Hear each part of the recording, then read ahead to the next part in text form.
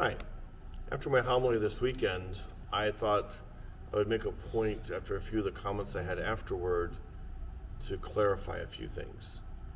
As we celebrated the Feast of the Holy Family, I felt for a long time that the sense of family of what the Church has promoted has been greatly misunderstood. And during this election process and during the pandemic, there were groups that in the fine print, if you looked, they were working against the sense of what a nuclear or the basic unit of family was. I found out that the term nuclear family isn't understood by a lot of people, so another reason I'm putting this out. That idea of mother, father, children. And that can come in many different ways in our world. If we look at Mary and Joseph, they are a non-traditional family.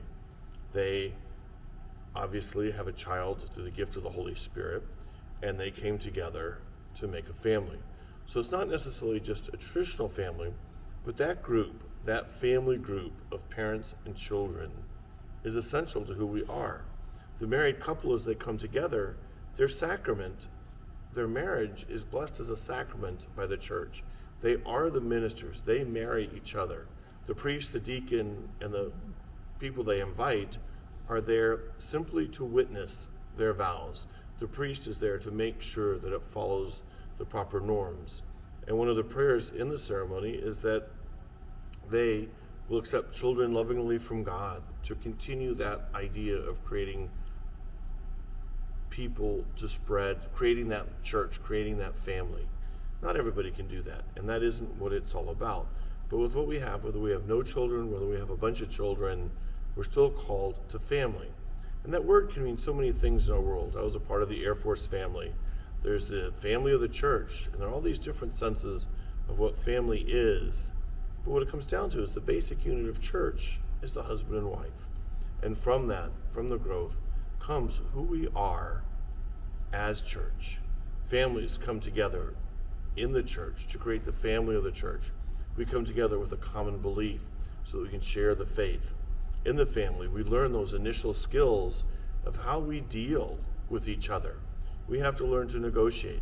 We have to learn that we always don't get what we want. Any married couple that's been married for at least a day knows that they have to negotiate. They know that they're not always going to get what they want.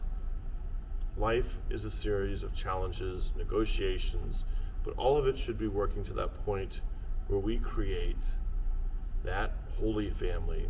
As Mary and Joseph brought Christ into the world, our families need to be given the tools and the strength to bring Christ into the world by the way they love each other, by the way they interact, by the way they make a difference. As a kid, every Sunday we went to Mass, every holy day. I even thought Thanksgiving and Ash Wednesday were holy days, because every time there was a reason to go to church, we went. And we went for a lot more than just what we had to go for. And a couple decades ago, my parents got a call from our former babysitter. This was in the 70s. We lived on Newell Drive in Riverside, California. And Claudia called my parents and said, that she was looking for something in her life, walked into a Catholic church because she kept seeing the O'Brien family over and over again going to church, and she felt there had to be some value, and she thought we were a happy, normal family. So see, there is something to this, because if people really know that, maybe not quite normal. But all kidding aside, we made a difference just by doing what we needed to do. Our actions make a difference. And in a world where our families being attacked, many believe our churches are being attacked, we look at the pandemic and all those things that happened, I really want to stress that as we celebrate this feast this week, we celebrate that gift of family, that gift of being able to celebrate our faith, to support each other, to love each other, and to grow as the family, with our biological family, if we have adopted families, or there's one friend of mine, they're married with no children, but they have 20 godchildren, and they can tell you all sorts of things about their 20 godchildren. But we need that sense of family to continue to bring Christ into the world. We need to protect what we think is family, because if we don't, who will?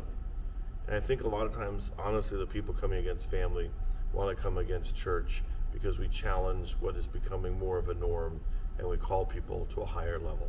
It isn't just what feels good for me. It isn't just what seems to be right, but following the gospel, living our faith, and truly making a difference.